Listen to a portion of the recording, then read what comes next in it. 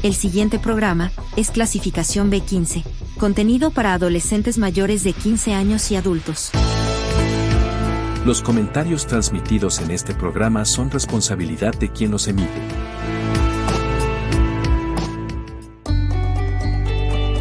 Te damos la bienvenida a Mentes en Diálogo. Mentes en Diálogo. El espacio donde la psicología cobra vida. Un programa creado por el Doctorado Interinstitucional en Psicología de la NUYES Centro Occidente.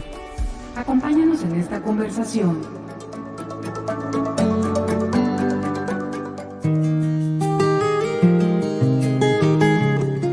¿Qué tal? Estamos muy contentas de estar el día de hoy con ustedes en un programa más del podcast Mentes en Diálogo, un programa del Doctorado Interinstitucional en Psicología, y nos acompañan hoy dos excelentes estudiantes de doctorado, Andrea Jazmín Mosqueda Esparza y Alondra Infante. Bienvenidas a este programa, es un gusto estar con ustedes y también pues anunciarle a toda nuestra audiencia que vamos a conversar sobre un tema muy significativo para la vida de los seres humanos.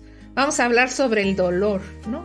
Sobre cuál es su lenguaje, específicamente en el caso de la desaparición forzada y las subjetividades del autocuidado. Esos son los temas que conectan el trabajo de investigación de Alondra y de Andrea. Y bueno, pues yo entre estas dos mujeres cuyos nombres empiezan con A, me presento también. Soy María Elena Rivera, soy profesora del Doctorado Interinstitucional en Psicología, adscrita a la Universidad Michoacana de San Nicolás de Hidalgo, y con el gusto de estar llegando a cada uno de sus hogares a través de este programa. Muy bien, pues vamos a pedirle a Andrea Mosqueda que nos cuente de qué se trata su proyecto de investigación y cómo está conectado su tema con el dolor. Muchas gracias, doctora, por la presentación. Mi trabajo justamente surge a partir como de un cuestionamiento, más que nada en la clínica, donde los pacientes llegaban, ¿no? Y comentaban como de que adquirían ciertos libros, por ejemplo, de autoayuda, o que leían ciertas cosas en redes sociales, o que escuchaban cierto podcast, ¿no? Justo como en un intento de una búsqueda, ¿no? La búsqueda de poder hacer algo con aquello que les aquejaba, con aquello que les dolía, con aquello que padecían. Y algo que ocurría, ¿no? A veces en estos libros era que había una búsqueda, ¿no? Justo de una respuesta para tratar de mitigar este dolor, pero que a veces esa respuesta que se hablaba en ese libro, ¿no? Como de manera muy general, no coincidía como con esa circunstancia como muy específica de la persona. Y a partir de eso, a veces ocurrió justamente un sentimiento contrario, ¿no? Como un sentimiento de culpa porque no logré seguir aquel consejo que me decía el autor, una situación de frustración de decir, pero ¿por qué a mí no me funciona? ¿Qué no estoy haciendo bien? Y bueno, ¿no? También en otros casos, claro, como había como una cierta tranquilidad de manera inmediata, pero que posteriormente, ¿no? Como que era algo que después volvía a ocurrir, ¿no? Que volvía a pasar. Y entonces quedaban otra vez esta pregunta como de, bueno, ¿qué hacer, ¿no? Con lo propio. Entonces, bueno, un poquito de ahí va como el interés y cómo surge, ¿no? Como el tema del dolor ante una búsqueda, ¿no? Que en los libros de autoayuda no se nos presenta, ¿no? Como una oferta, ¿no? Y bueno, también hay muchas cosas, ¿no? Que van ahí transcurriendo como en estos libros. Muchas gracias, Andrea. Cuéntanos un poquito más cómo es que tú también tienes, además de estar estudiando el doctorado, práctica clínica. ¿Desde qué enfoque trabajas? ¿Y qué libros de autocuidado son los que leían tus pacientes? Ajá, muy bien. Trabajo en la clínica privada desde el enfoque de psicoanálisis, el psicoanálisis lacaniano, de manera específica, donde justo es muy importante como escuchar el discurso del sujeto y que cada discurso es único, ¿no? Es decir, es una postura muy distinta, por ejemplo, como a otros enfoques, donde hay como una rigurosidad, ¿no? De cierta manera, y aquí es como qué es aquello que le va quejando al sujeto desde la posición en que él se está colocando. Muy interesante, porque con lo que nos estás planteando, nos estás llevando a ese concepto de subjetividad, ¿no? O sea, es exactamente lo que la persona le es importante en su contexto, en su historia, en su realidad, ¿no? Así es. Y la pregunta es, mencionabas que llegaban leyendo libros de autoayuda. Yo no sé si nuestra audiencia sepa cuáles son esos libros, cómo distinguir un libro de autoayuda de uno que no es de autoayuda, ¿no? Así es. Bien, sí, bueno, justo, la literatura de autoayuda es una literatura que ha estado presente, tiene su auge en los años 80, pero ahorita de los libros que elegí para específicamente buscar cómo se vivía el autocuidado o qué se decía del autocuidado en esta literatura de autoayuda en específico, es decir, cómo la persona busca cuidarse, cómo busca cuidarse físicamente, emocionalmente, ¿no? Los libros de autoayuda que elegí en función a los más vendidos es el de Hábitos Atómicos, el libro de Cómo hacer que te pasen cosas buenas, de Marian Rojas, el libro de Deja de ser tú, de Joe Dispenza, el libro del autocuidado, de Jennifer Ashton, y el libro de Cómo hacer que las cosas te importen un carajo, de Mark Manson. Entonces, en todas estas, desde su nombre, hay como una manera, una propuesta en que se habla, ¿no? Como de cierto tipo de respuestas, por ejemplo, hábitos atómicos, bueno, de cómo un hábito te puede ayudar a resolver las cosas, cómo hacer que te pasen cosas buenas, el hecho de qué se necesita hacer para poder estar bien, el del sutil arte que te importa un carajo es como cómo hacer que las cosas te preocupen menos. En el libro de Deja de ser tú te habla como que olvides ciertas cosas para poder encontrar nuevos métodos, y en el autocuidado te proponen 12 retos en función al mes para lograr la meta. Entonces, bueno, algo que caracteriza de fondo es que hay como una búsqueda de lograr un bienestar. Creo que es algo que los uniría, ¿no? Que creo que va muy ligado al dolor, ¿no? Como algo que se va viviendo, ¿no? Quiere hacerse algo con eso, y como de una manera muy contraria, ¿no? Es como esta búsqueda hacia el bienestar. Muchas gracias, Andrea. Vamos ahora contigo, Alondra. Cuéntanos de tu investigación y cómo está conectada con el dolor, y un poquito de ti. Sí, hola, mucho gusto a todas. Yo soy Alondra. Yo estoy investigando la que es la experiencia emocional de las personas que sufren la desaparición aquí en Michoacán. Pues desgraciadamente la desaparición es un tema, ya no es de manera individual, sino es un problema social que sigue en aumento. Cada vez las cifras van creciendo más y más. Entonces, pues es por ello que me interesó, y sobre todo en particular aquí en el estado de Michoacán, que también pues es un lugar que está disparado, ¿no? En cuestión de cifras. Una manera de cómo lo conecto yo del dolor es que en mi población de estudio, la mayoría son mujeres, pues no recurren a los libros de autoayuda, sino más bien es como esta red que tejen de los colectivos, que comparten las mismas características que es ellas, porque se sienten estigmatizadas y aisladas, además de sufrir la desaparición, porque las hacen ver como si ellas fueran las responsables o culpables de que su ser querido desapareció. Está el estigma de que pertenece a algún grupo criminal o estaba en malos pasos, ¿no? Entonces, lejos de sentirse acompañadas socialmente, se sienten aisladas, y eso hace que pues el dolor aumente, ¿no? Unas manifestaciones que yo he encontrado bastante cuando hago el acompañamiento en las actividades de visibilización es que sus manifestaciones principales pues es el llanto a solas, ¿no? Yo veo cuando están colocando las fotografías, ves los rostros, los gestos, cómo se están secando las lágrimas ante eso, ante la indiferencia de las personas, cómo llegan a arrancar fotografías de las personas desaparecidas, y hay comentarios que pues eso es solo un estorbo, ¿para qué lo ponen? ¿Para qué lo hacen? ¿No? Entonces pues eso está incrementando aún más y hace que se viva solas, ¿no? Completamente, porque pues se sienten incomprendidas totalmente. Y es como complicado que lleguen a esta parte de los, que es muy interesante, los libros de autoayuda, incluso del proceso terapéutico. ¿Por qué? Porque están concentradas en la búsqueda, les es complicado hablar sobre el tema, sobre todo porque pues son personas muy vulneradas y que las han vulnerado bastante, entonces pues hay mucho miedo, ¿no? Entonces pues tienden como a aislarse y a hacer esas manifestaciones de manera individual. Y solo entre ellas pues se ve todo este cobijo, y es como también complicado que le den el espacio a lugares terapéuticos, ¿no? Porque consideran que también no es como un lugar ideal para el tema que están tratando, porque pues es muy complicado. Muchas gracias, Alondra. No, nos dejas ahí conectadas con ese llanto, con esa desesperación, sí, porque les quiten las fotos de sus hijos, del marido, ¿no? Del hermano que está desaparecido. Cuéntanos, tu proyecto y tu forma de trabajar el tema, ¿también es desde la clínica o entras más desde un área social, ¿no? ¿Cómo por dónde es tu abordaje de acercamiento con las personas que tienen un familiar desaparecido? No es desde la clínica, es desde lo psicosocial.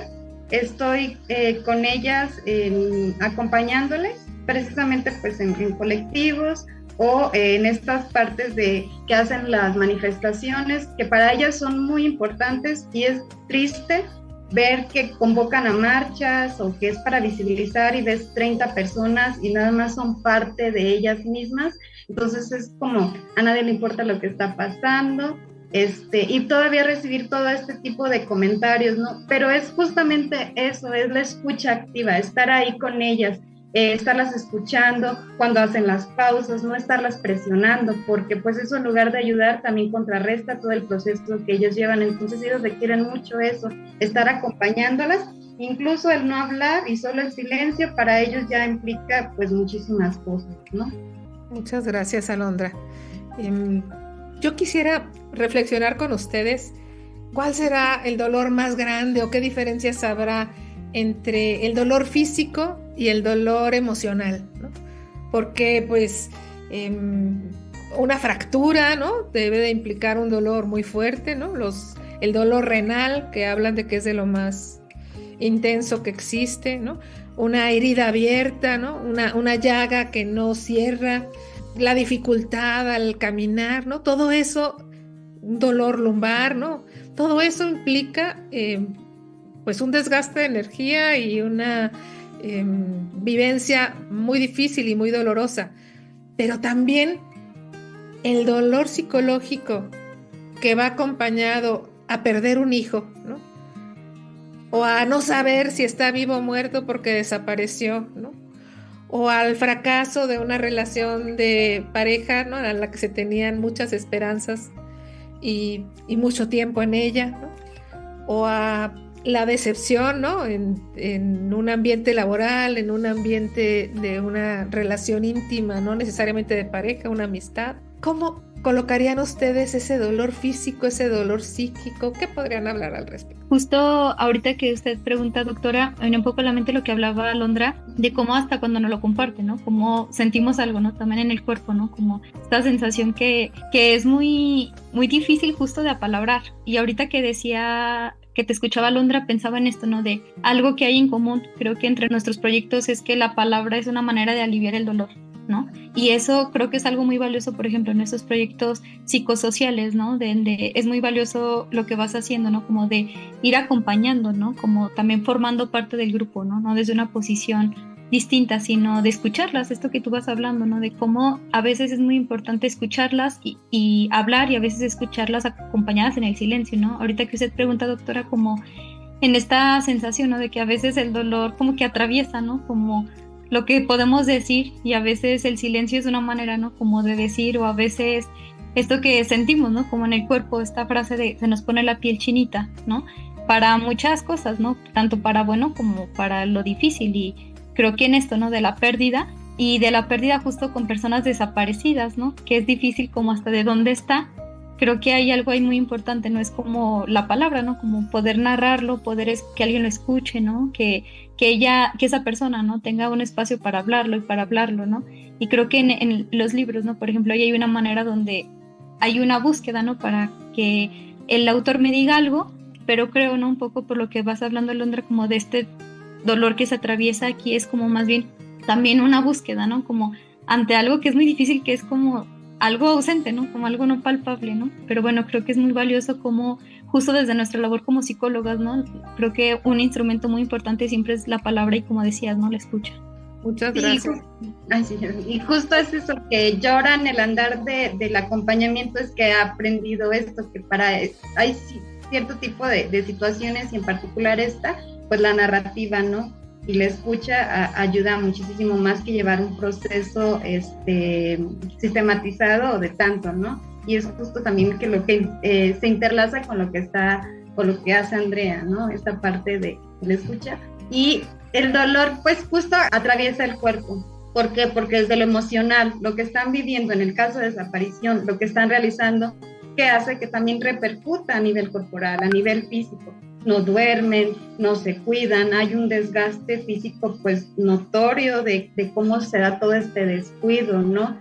Cómo hay madres que las ves ya en silla de ruedas, pero aún así es un motor, no es como de, pues necesito dar voz de que existe mi hijo o mi hija. Entonces, incluso también hay quienes se quedan en el camino, porque dicen, hay personas buscadoras que fallecieron sin tener noticias, no fue tan grande este dolor que no pudieron sobrellevar y pues llegaron, ¿no?, al deceso. Pero cuando se unen todas, al final de cuentas, todas hablan por todas, ya no es como, es mi hijo, sino es la de todos los desaparecidos. Yo no tengo a nadie desaparecido, pero cuando me pongo ahí, me planto con ellas a llevar una fotografía, un cartel, también estoy hablando por aquellas que no pudieron asistir o que están en alguna situación complicada, ¿no? Entonces, pues también eso trastoca.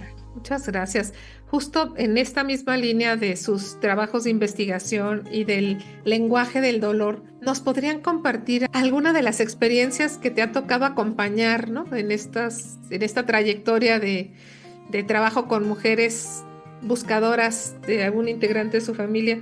¿Hay alguna que te haya marcado de manera especial por el dolor que representó? Sí, porque si bien hay casos que sí denuncian, hay casos que no denuncian. Entonces es como si la persona a nivel legal existiera, no tiene ni siquiera una calidad de desaparecida. Entonces no tiene ni el derecho a ser buscada ni demás, ¿no? Entonces es como que muy complicado porque pues cuando yo las entrevisto, a pesar de que ya pasaron muchos años, es ver todo el llanto, ¿no? Y la culpa de decir, pues ni siquiera la puedo buscar, ni siquiera hice la denuncia, ni siquiera está con esa calidad, ¿no? Entonces es ver que ahora, como están los sistemas y demás, es ver que no, la justicia no es para todos, ¿no? Porque por temor, por represalias, no hizo ninguna denuncia. Entonces como que sí es muy fuerte. O otro caso donde sí encontraron el cuerpo, pero tiene 2 años en la morgue, no ha podido ir por él por amenazas, ¿no? Entonces es también otro tipo de situaciones que pues reavivan, ¿no?, esta parte del dolor.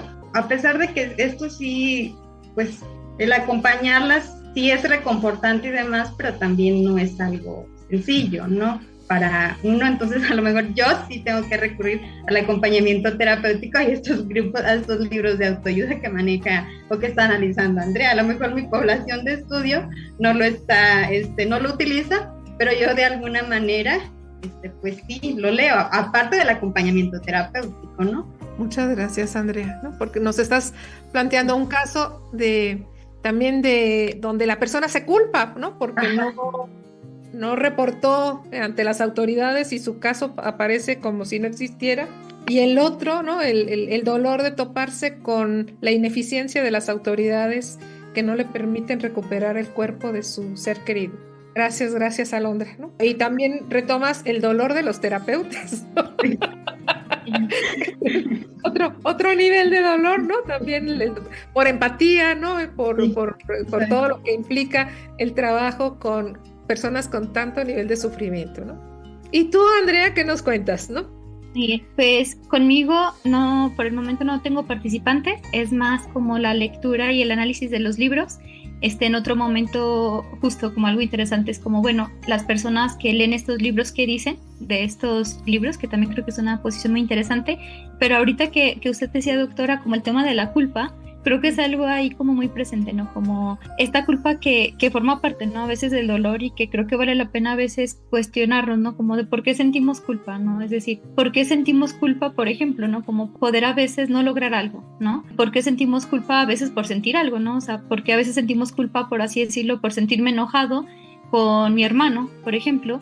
Y creo que a veces la culpa, ¿no?, viene un poco como a callarnos, ¿no? A decir, no sientas eso, pero eso va a seguir ahí, ¿no? Y creo que algo importante es más bien como de, bueno, tengo derecho a enojarme, ¿no? Es decir, si el otro viene y causa un dolor en mí, más bien, ¿qué puedo hacer para intentar resolver eso, ¿no?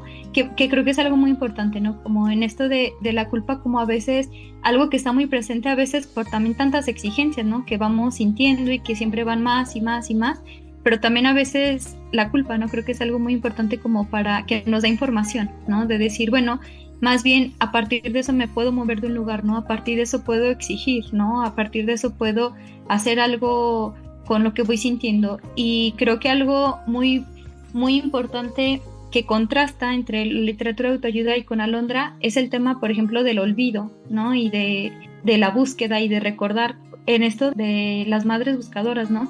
Es algo creo que muy fuerte que nos atraviesa y en esto, ¿no? Como el tema de eso que dice Alondra, como personas que se van quedando en el camino, ¿no? Como en el camino de la búsqueda, ¿no? Pero también creo que es para ellas una manera de no olvidar, ¿no? Que si los otros olvidan, ellas no olvidan.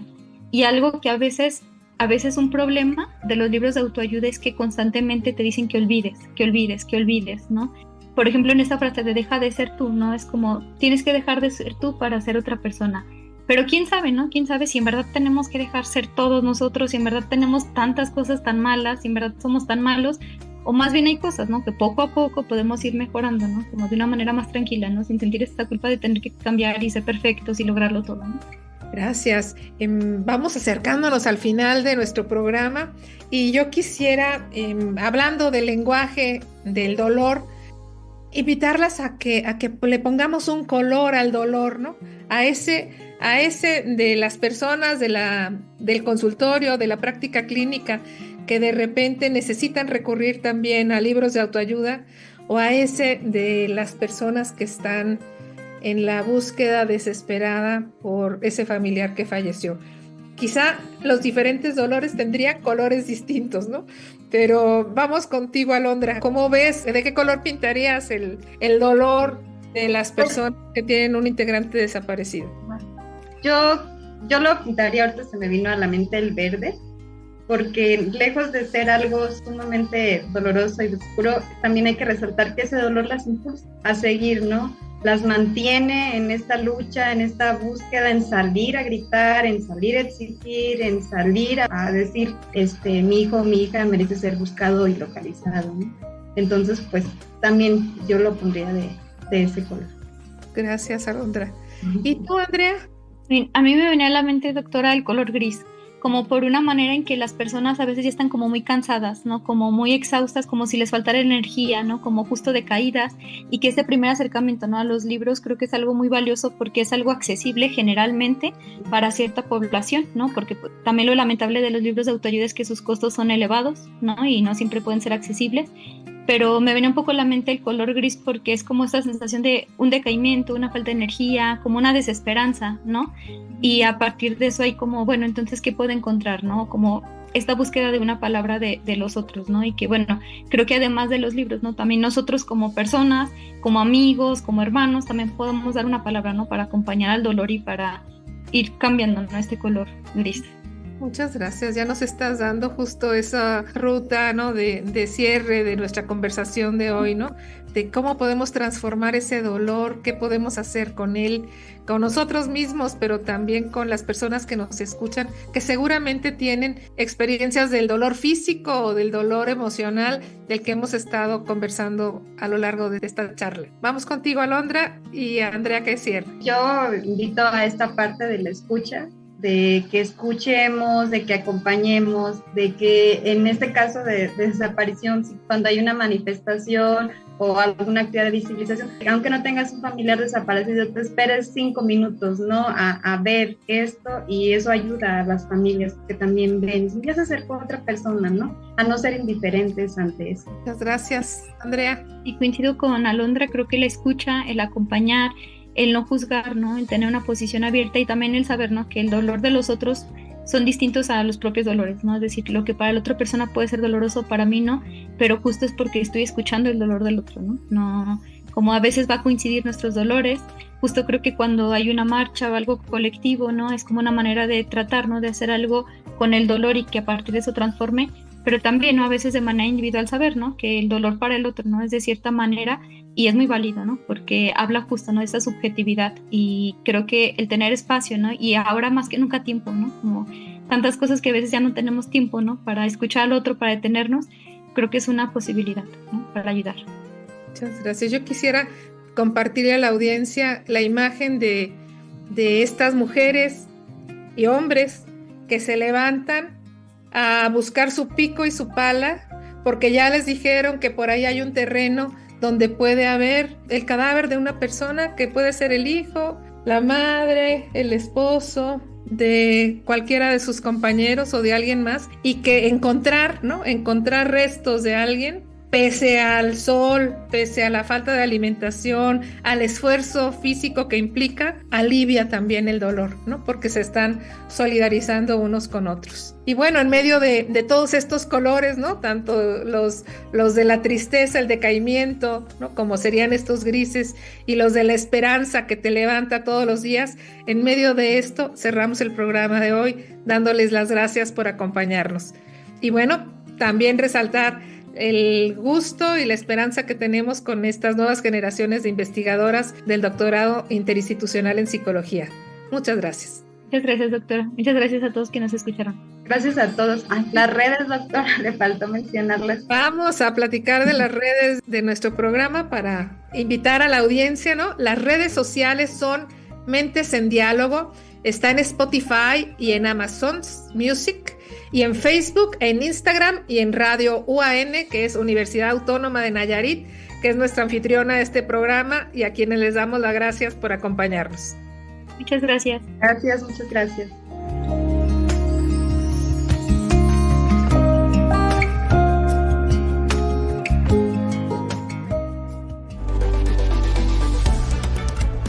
Mentes en Diálogo es una producción de Radio UAN en conjunto con la Universidad Autónoma de Aguascalientes, la Universidad Autónoma de Nayarit, la Universidad de Colima, la Universidad de Guadalajara, la Universidad de Guanajuato y la Universidad Michoacana de San Nicolás de Hidalgo, pertenecientes al Doctorado Interinstitucional en Psicología de la NUYES Región Centro Occidente. Mentes en Diálogo. Mentes en Diálogo. Acompáñanos en nuestra próxima emisión.